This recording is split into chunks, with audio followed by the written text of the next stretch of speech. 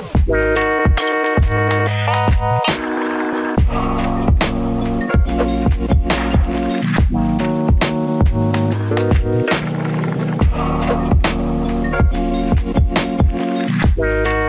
fellow Hodaigs, mystical friends, humans, or whatever you'd like to be called. Welcome back to Under the Willow Tree. I'm Elizabeth, and today we are going to be making some easy peasy, delicious, tasty, scrumptious, I can't think of what they're called, breakfast that you can make ahead of time, or you can, it's easy in the morning, so you can just be like, pop it in the microwave or pop it on the stove and be like, we're done in 5 minutes. So you're just gonna start off with these easy sweet potato bowl. I love this. It's so delicious, and honestly, it's kind of filling. You can top whatever you want. It has a taste of fall. It's full of nutrients. You're just like, ooh. It's like packing the punches on everything you want in a breakfast. You know what I mean? So yeah, if you want to see how to make it, here we go. So in a food processor, you're just going to add in 1 to 2 sweet potatoes that are already cooked, and then you're also going to add in some non-dairy milk of your choice, and then any spices like cinnamon into the food processor. Then you're just going to blend it until smooth, and then top with whatever toppings you prefer. Alright, so the next recipe we're going to be making is a curry breakfast roasted potatoes. Oh, this is like honestly so good. You might smell like curry after this, so I'm just warning you in advance. But they're so tasty, so delicious. I made this batch huge so that you can make it ahead of time. You can have it for like in the breakfast, or you can have it alongside some like spinach or roasted kale, etc. Or you can have it during the end of the day with lunch or dinner. I don't care what you do, but it's just easy. You can have it anytime. It's tasty as beep, because you can't swear on YouTube anymore. Well, I just ordered there, but whatever. So if you want to know how to make it, here we go.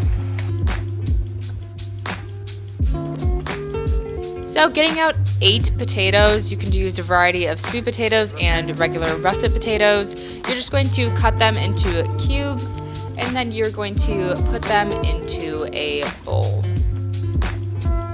Once that's done, you're going to add some seasonings such as curry powder, minced onion, minced garlic, some chili powder, salt,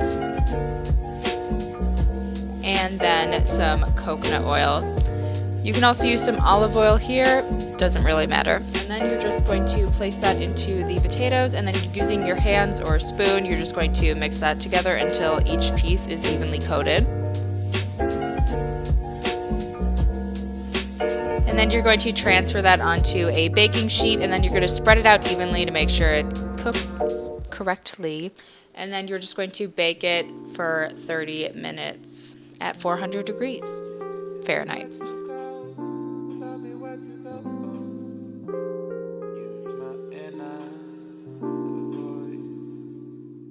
So in a bowl, you're going to add in some oat flour, some baking powder, baking soda, some xanthan gum. You can also skip out on this, but it does help the batter stick together better since it is gluten-free.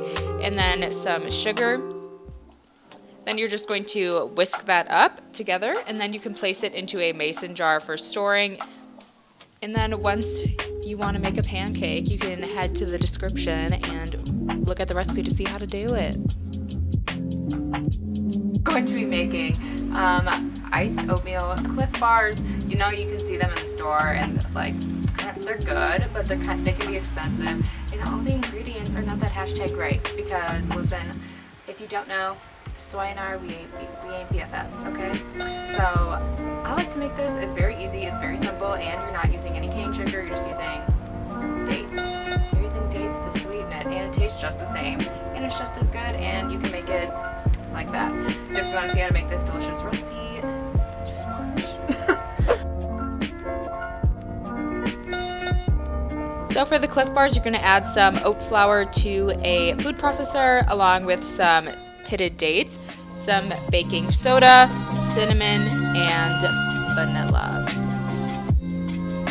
Then you're just going to blend that until a dough is formed. It's going to take you about 1 to 2 minutes. And it should look something similar to that. And then getting out a small baking dish, you're just going to make sure it's greased or either lined with parchment paper. And then you're just going to press the dough in evenly. And and then you're going to bake it at 300 for about 15 minutes. And once it's done, you can cut it into little rectangles or squares of your choice, and if you want to get crazy, you can ice it with some powdered sugar and water.